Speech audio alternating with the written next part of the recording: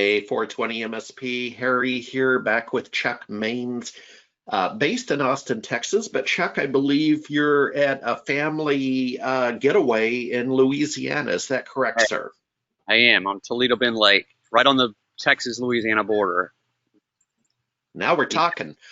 Yep. Um, hey, and not to get political, but more to talk about government affairs. But we're 85 days out. We're some odd days out from the November 3rd election, and I raised my hand the other day, Chuck. I in fact, found it in a Seattle-based publication called Marijuana Venture, and they have their annual legal edition out. Quite a good magazine, and there was a conversation going on about a fundraiser, the Cannabis Coalition up here, a trade group holding an online Zoom fundraiser in late August for Governor Inslee. And again, regardless of where everyone's political beliefs are, that's not the point. The point is we're in an emerging industry. I'm trying to get deeper and deeper involved, and so I went ahead and did the $100 a plate thing, or I guess they call it a virtual plate, and I'm looking forward to it. And I thought I would throw that across the pond to you, and maybe you could tell us about government affairs trade groups, how people can get involved, what's going on. We're in election year. Go.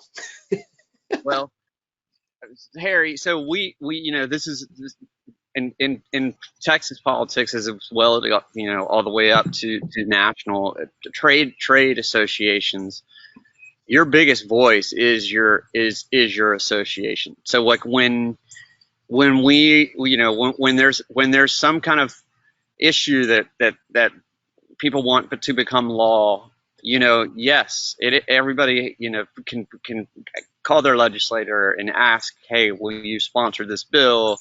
The legislator will say yes or no or whatever. But if it does start moving, it's generally moving because there's a group that is supporting this legislation. And there's so many in Texas that this is what they do. They have their members. Their members pay membership fees for the main purpose of having a say at the Texas Capitol or wherever, Washington D.C. or whatever. Yeah. Um, and it's an interesting dynamic because what you'll have sometimes is you'll have a trade group and you'll have its members, and those members each have individual needs, and not necessarily are they always in sync. Hmm. But the trade group, their job is to make sure that we have a general cognitive feeling of the top issues that we are going to be pushing for, in the Capitol or whatever. So it's very important. And then you mentioned about the fundraising ability. Yeah. I mean, politicians up and down the ballot, they rely on the trade associations. PAC checks is what they call them. Yeah. Um, that's just how the game is played, and without that money, you wouldn't. It's so hard to get individual donations. So like you would have your trade association say, okay, members, we need to do a drive, we need to do whatever, and we're going to set aside this amount of money just for our candidates that we're going to be supporting. That's a common situation, but it's important. I mean, it's an important deal.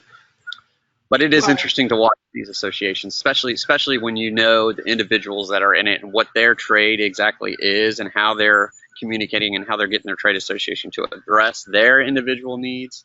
I have a kind of unique perspective from here on our cannabis issues. We during session, it was kind of like we each had individual interests to make sure, to get that hemp bill passed and to get our issues in it. Like, yeah, I represented a CBD company, and we wanted to make sure that we had the barcodes on the from the time it leaves the farm to the processing plant to the retailer. We wanted to make sure that barcode was on there so we could see each step, so that we could tell our client, our customers, we know exactly where this thing came from. But like that was one of our issues that we wanted. Of course, we wanted the bill to pass. We wanted to be able to sell it. That's big. But we also wanted to have our individual things in there. We were each doing that on our own. It was extremely difficult. But we did kind of band together as lobbyists to do it. But now there's an actual hemp coalition that's going to be doing this kind of stuff. You know, as that's what they'll be doing. So sorry, I didn't go on like that. Well, no. I think it gives perspective. I mean, you know, little known factoid. The reason I take an interest in government affairs is I was briefly my freshman year a political science major, and then the next year I discovered computers, and the rest is history. Computers were more exciting to me than political science, but the dynamic, right? It's as old as some of these books. My goodness, when cultures collide and the world is flat and you name it. But there's a certain motion as a senior professional to getting involved in government affairs in your trade groups of your respective industry. You know, it's money, power, call it what you may. But a strong voice. Yeah.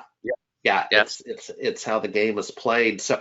Well, here's what we're going to do. I mean, like I say, I just wanted to frame it up for everybody to keep your eyes open, especially in this industry that's relatively young and emerging, and get involved. We have an election coming up. Do what you got to do, but by all means, educate yourself. And Chuck, when we talk to you next, we're even going to be closer to that motion, so maybe there'll be interesting insights. Yeah. And you know what, Harry, what we were talking about too is with the medical side on the marijuana expansion in Texas. That's what we're in the process of doing, is forming a coalition so that we can go as a group rather than these individuals that have been doing it in the past. So that's one of the things that we're working on right now too. So yeah. Okay. Well, let me make a note on that. We'll talk to you next time about that. I made a note. I'm going to put it in my little schedule. Looking forward. All right, Chuck. All right. Enjoy the bayou.